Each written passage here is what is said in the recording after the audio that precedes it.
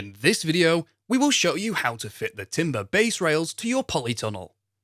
Unless you have decided to install side ventilation on your polytunnel, base rails are used to attach your polythene cover to ensure a secure and tight fit.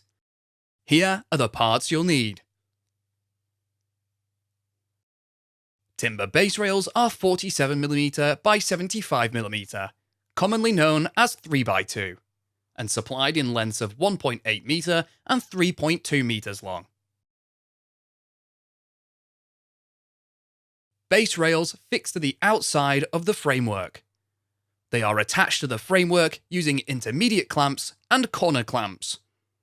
We will start by fitting the base rail down the length of your polytunnel.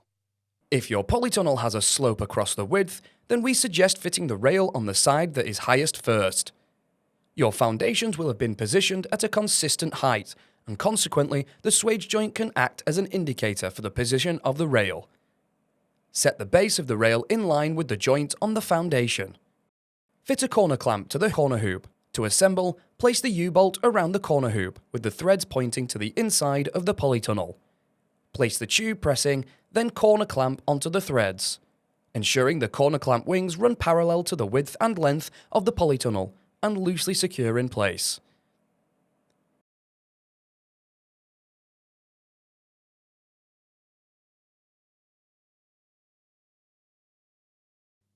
Locate a 3.2 metre length of timber and position it down the length of your polytunnel so that one end is flush with the end of your polytunnel.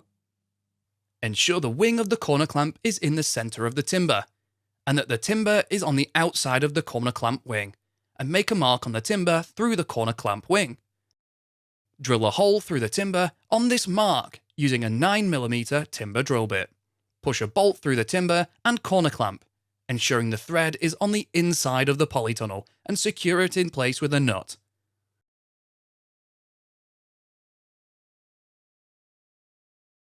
To secure the base rail to the intermediate hoop, use an intermediate clamp. Drill a hole through the timber on each side of the hoop using a 9mm timber drill bit. Place a bolt through each of these holes from the outside. An arched pressing is placed over the bolts and secured in place with nuts.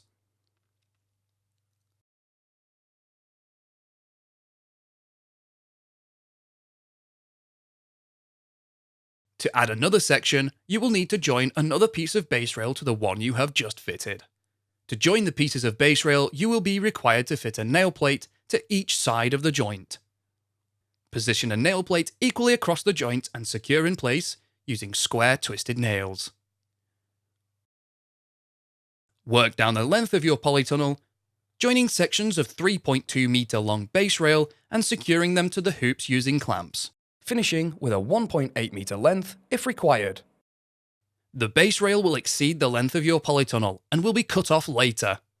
We will now show you how to fit the base rail from the doorpost to the corner hoop, using a length of timber 1.8 metres long, but one end up to the inside of the corner clamp wing.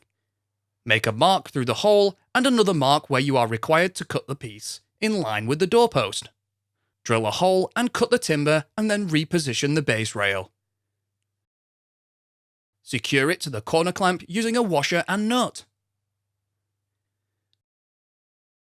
Use a spirit level to make sure that it is level to the doorpost.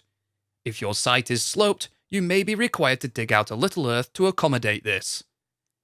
Use a 4mm timber drill bit to drill a pilot hole in the centre of the inside edge of the doorpost, through into the base rail. Screw a 150mm screw through the hole to secure together. Reinforce the joint from the doorpost to the base rail with a nail plate and square twisted nail. Fit the base rail from the doorpost to the corner on the opposite end of the polytunnel using the same method. Cut the excess base rail down the length, flush with the end of the polytunnel. We can now fit the base rail on the opposite side. If your ground is not on a slope, then repeat the procedure you followed for the first half. If you have a slope across the width, fitting the rail on this joint will create an unnecessary gap. We advise setting the base rail at a height that eliminates the gap as much as possible, but still ensuring that the rail from the doorpost to the corner hoop is level. Ensure that the rail is at a consistent height.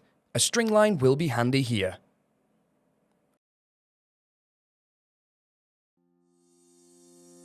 You can find more videos to help you build your polytunnel at construct.firsttunnels.co.uk. We also have a construction helpline if you require any further assistance.